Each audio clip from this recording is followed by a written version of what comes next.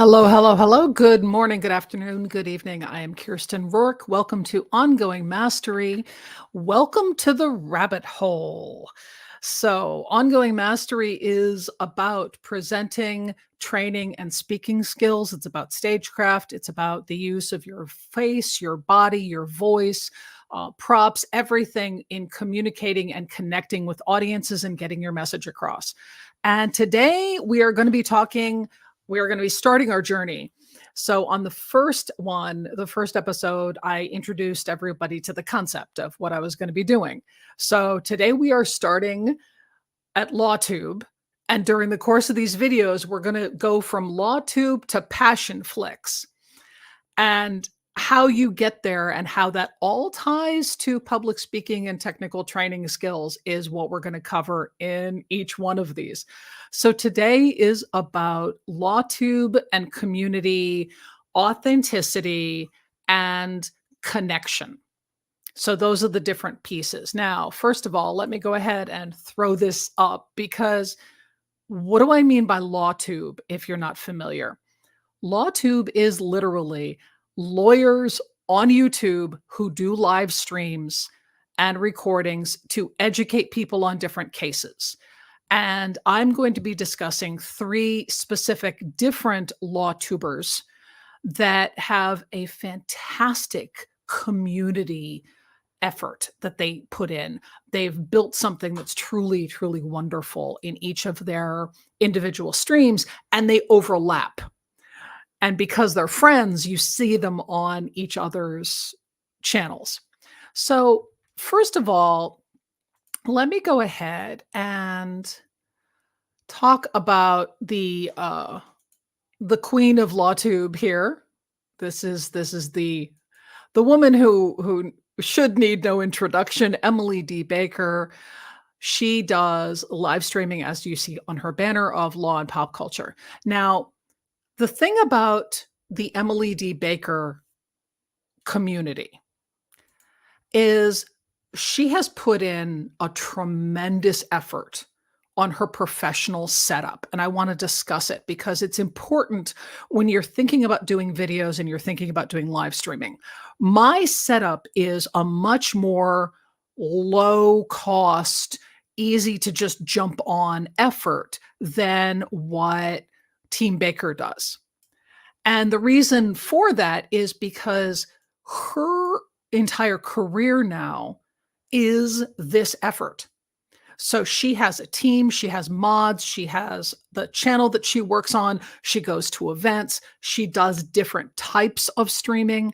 But when she covers a case, her entire focus is on explaining the law as it applies to the case that you're seeing in real world terminology, not, going so deep without explaining things that you lose people. She's very, very good at bringing people along. Now, what on earth does that have to do with technical training and public speaking necessarily? Public speaking, it should be kind of obvious, but let's go there. One of the things I keep finding, and this is a particular problem that I encounter, is I get very frustrated when people will tell me that you can't go through and build community online the way you can in person. That if you really want to reach, especially students, if you want to reach employees, if you want to reach trainees, if you want to reach clients, you really need to do it face to face. And that used to be true. But sorry, it's not true anymore. Just like people used to be able to romance each other by sending letters, and just the power of the written word made emotional connections with a person they couldn't see.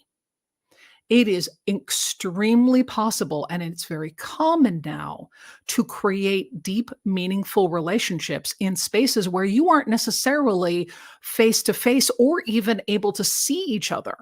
You communicate via text, you communicate via pop-up messages where you're sending, a note to the person who's doing the live stream to share with the rest of the community. And you also have forums where you can talk to people. Emily D. Baker and Team Baker have an app, and it is on my phone. And the reason why is because when she is going to be covering a specific case, she will actually have the app send out a notice letting you know, okay, so and so is up on the stand and it's the defense. So if I want to see the defense actually interviewing a forensic expert on X, I can know to hop onto YouTube and get live and be in the chat and talking with other people. Building community is incredibly important, but the skill set for doing it is different for in-person and online. That does not mean either one is the best way to do it. There is no best way.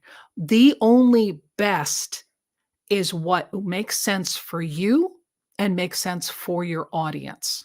So if you want to reach out to your people, if you want to reach out to employees or clients or however you're doing it, if you're doing training, you can make real, genuine connections in a non-synchronous way, in a synchronous way, in an online environment. So I'm doing asynchronous communication right now. I am sending this out and I'm going to come back tomorrow and look in the comments and respond to people. So we're going to be talking to each other, but not live in the moment. I will be putting this out today on Tuesday. Someone might be making a comment on Wednesday and I will be responding to it Wednesday or Thursday. And so we're talking to each other, but it is not live that second. Now, if you are in a live stream and you are in the comments, you can actually go ahead and make commentary. So I have a chat here and I keep an eye, and let me just go ahead and pop over my chat to make sure I can see it. There we go. So if someone were to come and watch this live and make a comment, I can see that pop up and I can respond to it in real time.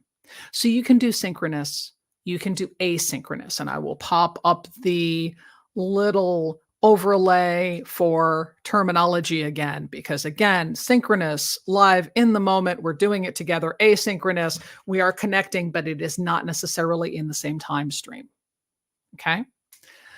Now, one of the things you will discover as you find whoever draws you in and feeds your ongoing mastery journey in presenting and training skills, whatever it is that's pulling you in, that's the thing you want to learn from. All right. Find what it is that attracts you and then figure out what that means in relation to your professional work. What can you pull in? Now, in my case, I am very, very pleased to see that not only has the Emily D. Baker show and podcast and all of that created a really powerful community, but they have crossed the streams and connected with other communities. So when this started, and this started back in the Depp Heard case, I had followed Emily, and then I went through and I stumbled across Rob and Law and Lumber. This gentleman is just he's amazing. He's very talented. He's extremely good at explaining things in a deep, cogent way. Now, I am referring in my stream specifically to his Friday Night Frenzy, because that is him covering a bunch of cases and a bunch of topics, but also bringing his friends on and having an online chat and community party. And it is an incredibly fun experience every time. You learn a lot, you gain knowledge, you meet new people, you actually chat with other people in the chat, you can respond, and you will see Emily will show up on Friday Night Frenzies. So will other people that are friends with this group. So Ian will show up. So Ian is Ian Runkle of the Bailey, and I'm just going to flip over to his tab here. There we go. And just bring that up. So you will see Ian showing up on Rob's streams a lot. You will see Emily pop in. They will all talk to each other. In the chat, you will have people like me who are fans of all of them and actually parts of all of their communities commenting. What on earth does this mean for you as a professional who is doing speaking to the board or speaking to clients or teaching a technical skills class or teaching a soft skills class? If you are trying to connect with an audience, one of the best things you can do is watch other people who are really good at connecting with an audience, because the things you can take away from it are very powerful lessons. Lesson number 1 for today, okay? Lesson number 1. Be yourself. And I know you hate that. I mean, I really do. I know, be yourself, really stupid piece of advice. But here's the thing. When you start doing marketing and sales or training and you start doing your trainer face and you go on, there is a certain professionalism you put on. When you want to connect with an audience, the professionalism needs to stay, but the true you, your true personality has to come in. This is harder for introverts. It is. But the deal is you need to be present with what your sense of humor is, how you express yourself, your voice, your body, your face, and what it is that your true passions and intentions are. You need to lean into those and share those with people and actually be willing to be vulnerable and be present. And it's hard to do. It takes practice. It is entirely possible. I don't care how introverted you are. I don't care how much social anxiety you have. It is possible to get from where you are to a place of more comfort. It takes time. It takes practice. It takes support. But when you are doing these things, if you want to really connect with your audience, you have to be willing to be honest about the fact that you're nervous, honest about the fact that maybe you don't know everything. And for the love of all things holy, don't you dare lie to your audience. Because I was trained to lie to my audience when I started. I was trained as a technical trainer, and you were supposed to pretend you knew everything. And if you didn't, you had to go, oh, I'll cover that later. Run in the back room, get the answer from somebody, and then remember the question after break and go, oh, yes, by the way, and pretend like you knew, which is utter and complete bullshit. So you should never, ever lie to your audience. Be present with your fear. Allow it to exist because you're a human being and it's okay. They get the same fear you do. But being present and being yourself is the best way you can communicate with your audience. Because when you make a mistake and you own that mistake and you go, oh my God, well, I blew that. Sorry, let's start over. You've just made someone in your audience feel seen. Okay, let me really lean into that. You've made them feel more welcome and more present because you were willing to make a mistake in front of them. Being perfect in front of people you're presenting keeps you at a distance from them.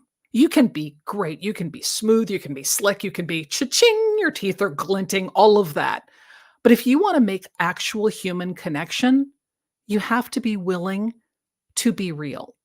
And that means owning making mistakes. It means owning your fear. It means being willing to go, I'm really nervous today. We're going to do this, but I just need to be upfront. If you hear my voice shaking, that's because I'm new to this. However, here's why I'm here. I really care about X. And then lean into your passion. You will make real human connections with people, even in an asynchronous environment like this one, by leaning into who you are as a person and leaning into the passion and the truth of what you're trying to share. So please find the communities that pull you in, whether it's a virtual community or an in-person community. Find what is drawing you in. Like LawTube is where I live. I am a member of all 3 of those communities for a reason. I am geeky. I love learning about the law. I love learning about stuff I don't know from people who are irreverent and neurodivergent and all the things. It's great for me. It pulls me in. And I learn lessons about my professionalism and about my ongoing mastery journey as a professional by watching what pulls me in and going, what can I take from this? What can I learn? So find what pulls you and then use that to share your passion with people. The power of community is transformative. It can save lives. And I know that sounds ridiculous, but it's true. It can change people's entire life. The power of feeling seen, of feeling supported, of feeling understood. You have that ability in you. No matter how shy, no matter how quiet, no matter how insecure you might feel, you have a gift. And if you choose to share it, you could change somebody's entire world. That's a superpower. So today, I would like you to put on a cape, own your superpower, and go find the thing that draws you in and start learning from it. Start pulling from it. Figure out what you're going to add into your own professional work, either as a trainer, as a speaker, as somebody who's doing public speaking, or as somebody who's just trying to be more confident when they talk to other people. Find the thing that pulls you in. And then remember that the truth of it is, none of us are perfect.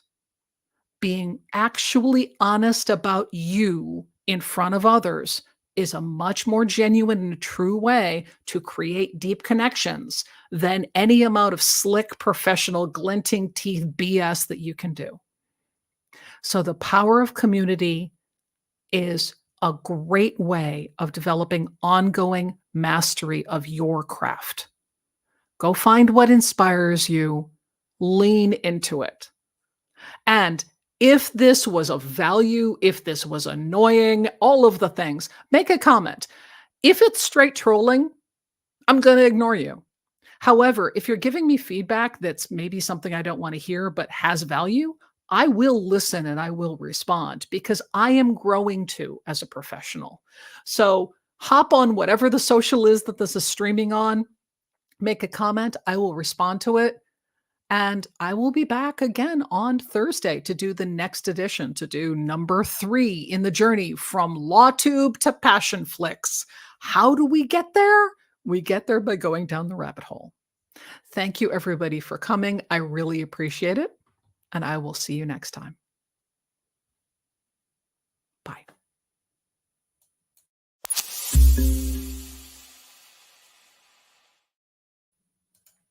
Oops, I forgot. I forgot to do this. I made a mistake. Please like, share, subscribe. See the power of messing up in front of people. I am trying to build my YouTube community. I'm trying to build my YouTube channel. I have about 24 subscribers. I need to get thousands to be able to actually do some of the things I want to do. So please like, subscribe, and share. Thank you. And I'm going to go ahead and throw that transition up again. Bye.